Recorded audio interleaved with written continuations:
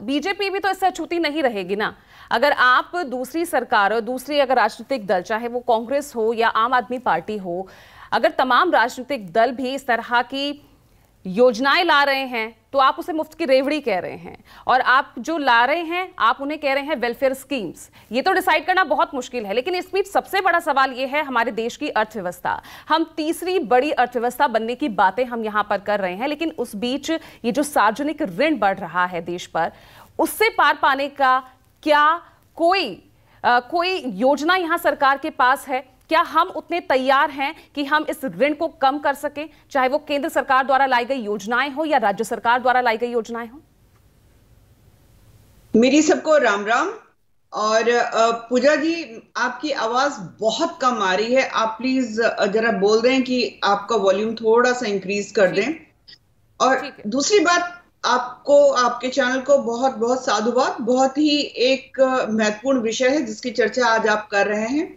चुनावी जो है समर जो है आ चुका है। अलग अलग राजनीतिक दल जो है रण क्षेत्र में उतर रहे हैं और वायदे कर रहे हैं, जिसको हम आम भाषा में फ्रीबीज कहते हैं।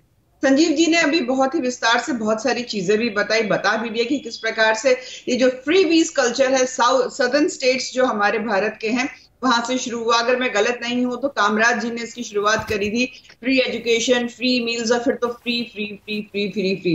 और मैं आपको बताऊंगी, बहुत स्पष्ट शब्दों में बताऊंगी, कोई भी राजनीतिक दल इससे अछूता नहीं है, ठीक है। और इसीलिए जो सुप्रीम कोर्ट है उसने अपना कंसर्न जो है जाहिर किया था। आज की तारीख में अगर भारतवर्ष की मैं भी बात कर लेती हूँ, तकरीबन 650 बिलियन हमारे ऊपर जो है उधार है, हमारे भारत देश के ऊपर। और अलग अलग अगर राज्यों की अगर हम बात करते हैं तो बहुत सारे राज्य, जिसमें कि एक राजस्थान जिसमें चुनाव होने वाला है, वो भी बहुत बड़े नंबर्स में उसके ऊपर उधार है। परंतु जैसे ही चुनाव आते हैं सभी राजनीतिक दल जो हैं अपनी अपनी फ्रीबीज को लेकर उतरते हैं। पर यहाँ पर एक चीज बताइए, जो देश के प्रधानमंत्री जी ने अपना कंसर्न जाहिर किया था वो गलत नहीं किया था। वेनेजुएला जो एक टाइम की थ्राइविंग रिच इकोनॉमी थी, फ्री वीज यानी फ्री ट्रांसपोर्ट, फ्री फूड, और आज उसका हाल देख लीजिए।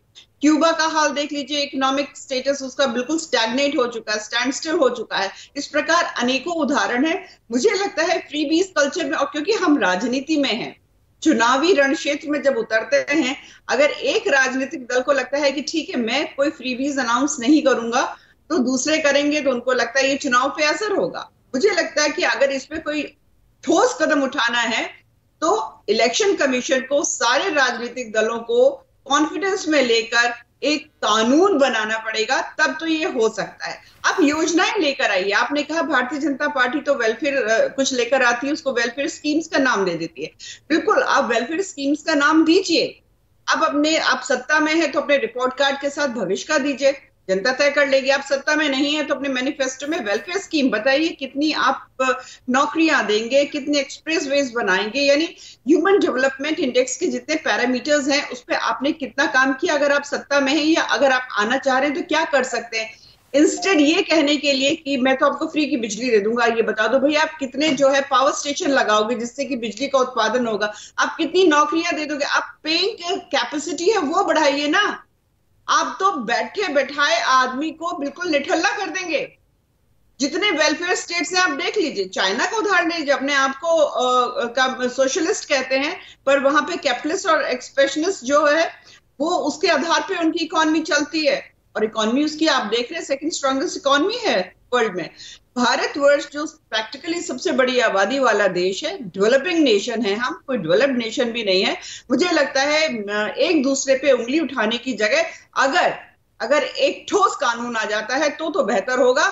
नहीं तो आप जानते हैं डेमोक्रेटिक कंट्री है हमारा, लोकतंत्र में अधिकार सबको होता है, और ये तो राइट टू स्पीच वही मैंने पूछा ना अनिला जी। तो क्या बीजेपी, क्या हमारे देश के प्रधानमंत्री इस बाबत कोई कानून लाने पर विचार कर रहे हैं ताकि इन फ्री बीज पर, जिन्हें आप कह रहे हैं कि ये फ्री बीज हैं, इन पर रोक लगाई जाए?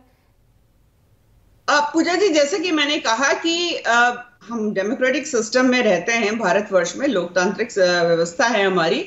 हर एक राजनीतिक दल, चाहे वो छोटा हो चाहे बड़ा हो, उसको कॉन्फिडेंस में लेना पड़ेगा, ठीक है।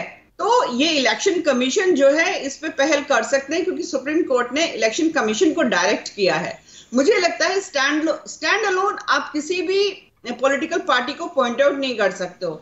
हम अभी कांग्रेस और समाजवादी या आम आदमी पार्टी हमें पॉइंट आउट करेगी और हम इनको करेंगे कि भाई आप जो है आप केवल और केवल आप फ्री बिजली बोलते हो, आप फ्री पानी बोलते हो, आप दुनिया भर की फ्री चीज बोलते हो, आप इसकी जगह बताओ कि तो फिर आप कुछ राज्यों को या कुछ राजनीतिक दलों को तो उन पर तो आरोप नहीं लगा सकते ना कि कुछ राज्य या वहां की सरकारें रेवड़ी कल्चर के थ्रू देश को बर्बाद कर रही हैं। फिर आप ऐसा आरोप भी नहीं लगा सकते।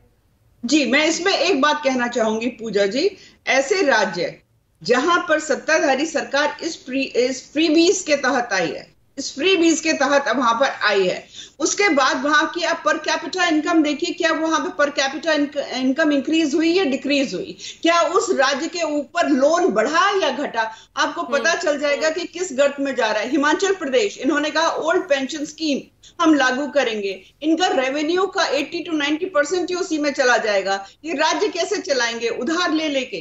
तो ये सारी चीजें उत्तर तो देनी पड़ेगी। ठीक है, आप वेलफेयर स्कीम्स का प्रॉमिस करते हो, समझ में आता है, पर ये कि नहीं मैं तो ये फ्री में दे दूंगा, ये फ्री में दे दूंगा, वो राष्ट्र की अर्थव्यवस्था के लिए ठीक नहीं है। ये बात भारतीय जनता पार्टी की नहीं है, ये बात नरेंद्र मोदी जी की नहीं है, ये बात हमारे भारत की है, हमारे राष्ट्र की है।